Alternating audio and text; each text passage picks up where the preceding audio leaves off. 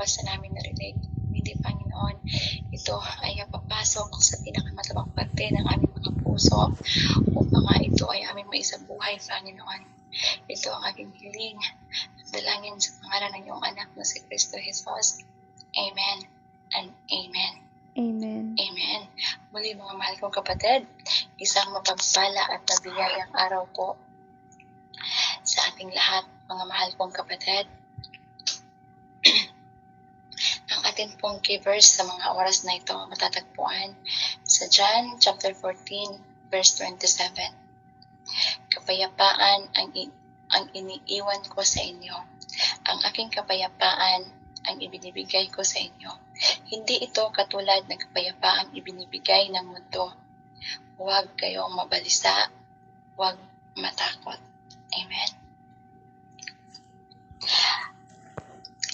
Ang Ebanghelyo ni Juan ay isinulat para sa mga Kristiyanong mambabasa, kabilang na ang mga hintel na may layuning palakasin ang kanilang pananampalataya kay Jesus bilang anak ng Diyos at magbigay ng katiyakan ng buhay na walang hanggan.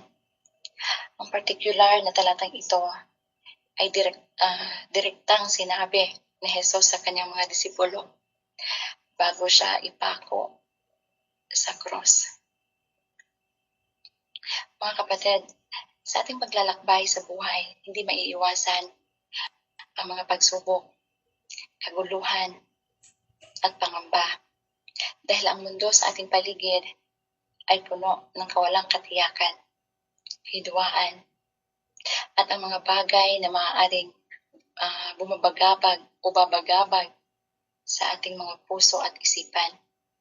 Ngunit sa gitna ng lahat ng ito, may isang pangako si Jesus. May isang pangako si Jesus sa atin na nagbibigay ng tunay na pag-asa at kapanatagan. Ito ay ang kanyang kapayapaan. Sa gabing ito atin pong bulayin ang malalim na kahulugan ng kapayapaang ito na ipinangako ni Jesus sa atin at kung paano ito naiiba sa kapayapaan ng mundo at kung paano natin ganap na maranasan sa ating pang-araw-araw na buhay. Amen. Ang title ko po ay pinamagatan ko pong Ang Kapayapaan ni Kristo, higit sa kapayapaan ng mundo.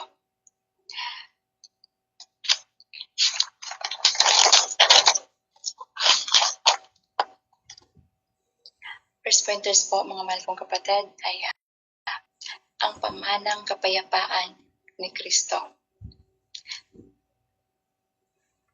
Sabi po sa ating key verse, kapayapaan ang iniiwan ko sa inyo.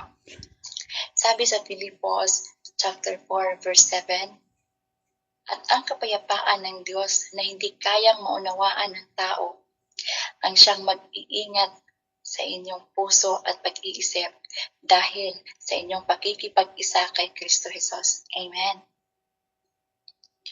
Bago umalis si Jesus upang harapin ang kanyang paghihirap at kamatayan, binigyan niya ang kanyang mga disipulo ng isang mahalagang pamana, ang kanyang kapayapaan. Hindi ito isang simpleng salita o isang pansamantalang kaginhawaan, kundi ito ay isang tunay at permanenteng regalo. Ang kapayapaang ito ay hindi lamang nagpapagaan ng pakiramdam. Ito ay isang kapayapaan na nagmumula sa Diyos mismo. Isang kapayapaan na higit pa kaysa ating pangunawa. Amen. No? Ayon sa Filipos chapter 4 verse 7, ang kapayapaang ito ng Diyos ay may kakayahang bantayan ang ating puso at isipan sa pamamagitan ni Kristo Jesus. Amen. Ibig sabihin mga kapatid, ito ay isang proteksyon laban sa kaguluhan at takot na maaaring bumalot sa atin dahil ang kapayapaan ni Kristo ay hindi inaalis ang mga pagsubok. Ngunit, binibigyan niya tayo ng lakas upang harapin ang mga ito. Amen. No? Ang kapayapaan ni Kristo ay hindi inaalis ang mga pagsubok. Normal po talaga ang pagsubok sa ating buhay. Ngunit, binibigyan niya tayo ng lakas upang harapin ang mga ito. Amen. Halimbawa po, no? Ito, example mga kapatid, no? May isang tao o isang kapatiran tayo sa pananampalataya na wala ng mahal sa buhay. Normal po na makaranas o makaramdam siya o kasama ang pamilya niya ng sakit, lungkot. Normal po yun, no? Ngunit sa gitna ng matinding kalungkutan, maaaring makaranas siya ng isang hindi maipaliwanag na kapanatagan. Ito ay isang panloob na katahimikan na nagmumula sa kanyang pananampalataya kay Kristo. Ito ang kapayapaan ni Kristo na nagbibigay lakas at pag-asa sa gitna ng pagdadalamhati. Amen? With this talk po tayo, ang natatanging kapayapaan ni Kristo. Sabi po sa ating verse, ang aking kapayapaan ay ibinibigay ko sa inyo. Hindi gaya ng ibinibigay ng mundo. Amen. No? Sa Juan chapter 16 verse 33, sinabi ko ito sa inyo upang sa inyong pakikipag-isa sa akin ay magkaroon kayo ng kapayapaan. Magdaranas kayo ng kapighatian sa sanlibutan ito, ngunit tibayan ninyo ang inyong loob na pagtagumpayan ko na ang sanlibutan. Amen. Sa talatang ito, binibigyang diin ni Jesus ang pagkakaiba ng kanyang kapayapaan sa kapayapaan na inaalok ng mundo sa atin. Ang kapayapaan ng mundo ay madalas nakikita sa panlabas, pansamantala, at nakabatay sa kawalan ng problema o tampuhan. At maaari itong mawala anumang oras dahil sa mga pagbabago sa ating sitwasyon.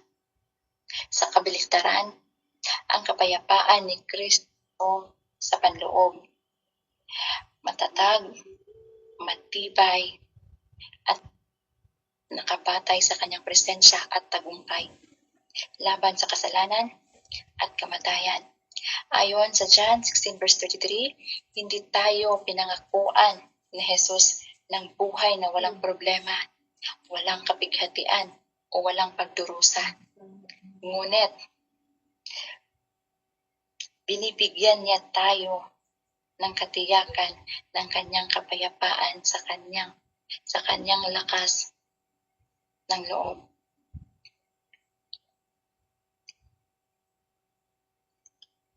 Binibigyan niya tayo ng katiyakan ng kapayapaan sa kanyang lakas at loob. Dahil dinaig niya na ang mundo. Amen. Amen po ba, mga mahal kong kapatid? Dinaig niya na ang mundo. Natalo niya na ang mundo. Halimbawa, no, sa realidad ng buhay, madalas tayong nahaharap sa problema. Ito man ay maliit o mabigat na problema o madalas pinansyal na problema o kaya naman balita mula sa pamilya, lalo na sa mga kagaya natin o kagaya ko na malayo sa pamilya. Hindi natin sila araw-araw nakikita. No? Kaya kapag may natanggap tayo na hindi medyo o hindi magandang balita, madalas tayong nakakaramdam ng pagkabalisa at kawalan ng kapayapaan. Kung ang ating pag-asa ay nakasalalay lang sa ating sarili, Kung ang ating pag-asa ay nakasalalay lang sa ating sarili, tayo talaga ay makakaramdam ng pagkabalisa. Pero dahil may kapayapaan tayo mula kay Kristo, kahit sa gitna ng kahirapan, mayroon tayong panloob na katiyakan at pagtitiwala sa pangangalaga ng Diyos. Amen. Pangangalaga ng Diyos na nagbibigay sa atin ng lakas upang harapin ang mga hamon, problema ng kalmado at may pag-asa. Amen. Point 3 po. Paikli lang po talaga, no? Point 3 po. Ang kapayapaan ay nagmumula sa pagsunod kay Kristo. Sa John chapter 15 verse 9 up to 11, 9, kung paanong inibig ako ng Ama, gayon din naman iniibig ko kayo. Manatili kayo sa aking pag-ibig.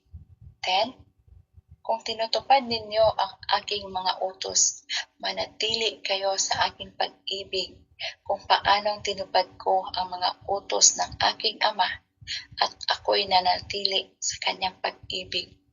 11, sinabi ko sa inyo ang mga bagay na ito upang mapasa inyo ang kagalakan ko at nang sa gayon ay malubos ang inyong kagalakan. Amen. No? Si Jesus, sinusunod niya ang utos ng kanyang Amang Diyos. At siya'y nanatili sa kanyang pag-ibig.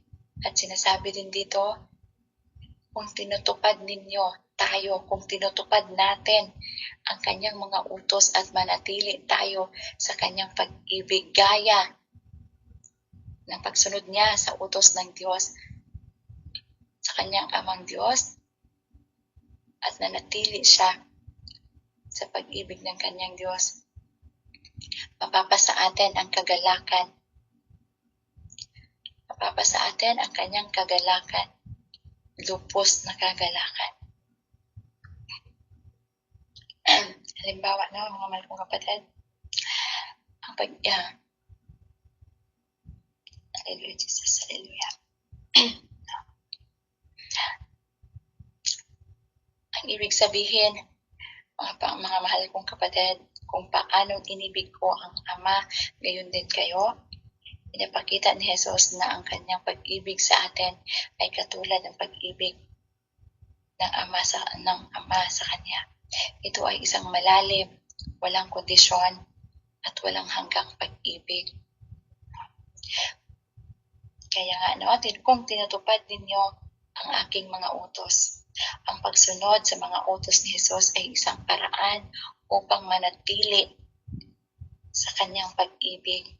Kung paanong si Jesus ay nanatili sa pag-ibig ng kanyang Ama, sa pamamagitan ng pagsunod sa kanyang mga utos, dapat tayo din po ay manatili sa pag-ibig ni Jesus sa pamamagitan ng pagsunod sa kanyang mga itinuro. Ang pag-ibig at pagsunod ay magkakaugnay. Amen. Lagi po nating tatandaan na ang pagsunod kay Kristo ay hindi palaging madali. Ngunit ito ay nagdudulot ng tunay na kapayapaan at kagalakan sa ating mga puso at kaluluwa. Amen. Verse 4 po, ang tugon sa kapayapaan ni Kristo. Huwag mabalisa ang inyong mga kalooban at huwag kayong matakot. Amen. Sabi po sa 1 Peter chapter 5, verse 7, ipagkatiwala ninyo sa Kanya ang inyong mga alalahanin sa buhay, sapagkat siya ay may malasakit sa inyo. Amen. No? Ang kapayapaan na ibinibigay ni Jesus ay may kasamang panawagan na huwag tayong magpadala sa pagkabalisa at takot. dahil mayroon tayong kapayapaan na nagmumula sa Kanya, na hindi natin kailangang pahintulutan ang ating mga puso na magulo o matakot sa mga alinlangan sa buhay. Ang 1 Peter chapter 5 verse 7 ay nagpapaalala sa atin na maaari nating ipagkatiwala ang lahat ng ating mga alalahanin sa Diyos dahil Siya ay nagmamalasakit sa atin. Ang pagtanggap sa kapayapaan ni Kristo ay nangangahulugan ng pagtitiwala sa Kanyang kakayahan at pagmamahal sa atin. Ang pagmamahal sa atin na nagpapalaya sa atin mula sa bigat ng pagkabalisa. Amen. No? Halimbawa, nung panahon ng pandemic, hindi natin maipagkaila na marami sa atin ang nakaranas ng matinding takot, pagkabalisa. Dahil naalala niyo, sino ba naman ang hindi matatakot ng panahon na yon? Sino ba naman ang hindi mababalisa ng panahon na yon?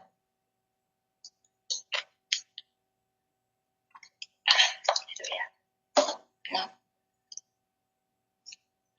Ngunit ang isang Kristiyano may kapayapaan ni Kristo ay maaaring nanatiling kalmado at may pag-asa. Hindi dahil sa kawalan ng panganib, kundi dahil sa kanyang tiwala sa Diyos na siyang nag-iingat at nagbibigay ng kapayapaan sa gitna ng kaguluhan. Amen.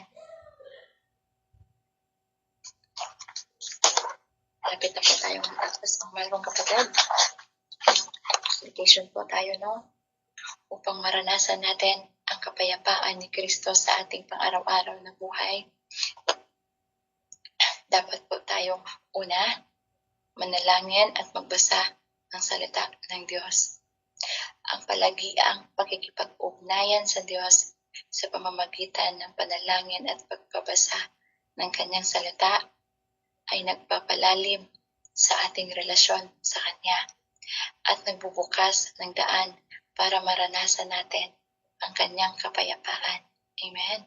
Pangalawa, magtiwala sa Diyos. Sa halip na mag-alala, piliin nating magtiwala sa Kanyang kapangyarihan, karunungan at pagmamahal. Ibigay natin sa Kanya ang ating mga kabalisahan. Amen. Pangatlo, mabuhay sa presensya ng banal na Espiritu. Dahil ang banal na Espiritu ang siyang nagdadala ng kapayapaan ni Kristo sa ating mga puso. Hayaan natin siya ang gumabay sa ating mga desisyon at pamumuhay. Pang-apat, magpatawad at magmahal. Ang kapaitan at galit ay nakakawala ng kapayapaan. Ngunit sa pamamagitan ng pagpapatawad at pagmamahal sa ating kapwa, ay nakakagawa tayo ng isang kapaligiran na puno ng kapayapaan. Panglima, maging mapagpasalamat. Ang pagbibilang ng ating mga biyaya at pagpapasalamat sa Diyos ay naglalayo sa ating isipan sa mga bagay na magdudulot ng pagkabalisa. Ang pagbibilang ng ating mga biyaya at pagpapasalamat sa Diyos ay naglalayo sa ating isipan sa mga bagay na nagdudulot ng pagkabalisa. Amen. Amen. Conclusion po, dito po magtatapos mga mahal kong kapatid. Sa gitna ng mga hamon at pagsubok sa buhay, maghanap tayo ng kapayapaan kay Kristo. Ito ang tunay na kapayapaan na nagbibigay ng pag-asa lakas at kagalakan. Tanggapin natin ang regalong ito at ibahagi ito sa iba dahil ang kapayapaan ni Kristo ay hindi lamang isang pangako. Ito ay isang katotohanan na maaari nating maranasan sa ating buhay. Hindi ito nakadepende sa ating panlabas na kalagayan, kundi sa ating relasyon kay Jesus. Naway tanggapin natin ng buong puso ang kanyang kapayapaan. Magtiwala tayo sa kanya sa lahat ng panahon at hayaan natin siyang maghari sa ating mga puso at isipan sa gitna ng mga hamon at kaguluhan ng mundo. Maging tanda nawa tayo ng kapayapaan ni Kristo na nagbibigay ng pag-asa at kapanatagan sa ating kapwa. Amen. Sabi po sa Isaiah chapter 41 verse 10, huwag kang mangamba dahil ako ang Diyos mo. Palalakasin kita, tutulungan, iingatan kita sa pamamagitan ng aking kapangyarihan na siya ring makakapagligtas sa iyo. Amen, mga mahal kong kapatid.